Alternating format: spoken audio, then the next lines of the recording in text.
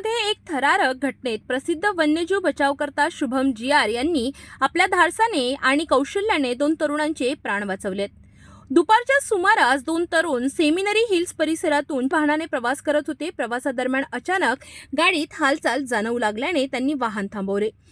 तपासणी केली असता गाडीच्या आत एक विषारी इंडियन स्पेक्टेकल्ड कोब्रा साप फिरत असल्याचे त्यांच्या लक्षात आले. हा प्रकार पाहताच दोन्ही तरुण घाबरून गेले.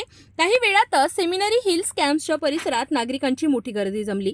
या घटनेची माहिती मिळताच नागपूरचे प्रसिद्ध वन्यजीव आणि निसर्ग मदत संस्थेचे अध्यक्ष शुभम जियार यांनी तातडीने घटनास्थळी धाव घेतली. शुभम जियार यांनी अत्यंत काळजीपूर्वक आणि कौशल्याने विषारी इंडियन कोब्रा सापाला सुरक्षितरित्या पकडले. त्यानंतर कोणतीही इजा न करता त्या सापाला जंगलात सुरक्षित ठिकाणी सोडण्यात आले. विशेष म्हणजे इंडियन स्पेक्टेकल्ड कोब्रा हा अत्यंत विषारी साप असून त्याच्या चाव्याने 40 ते 50 मिनिटात एखाद्या व्यक्तीचा मृत्यू होऊ शकतो.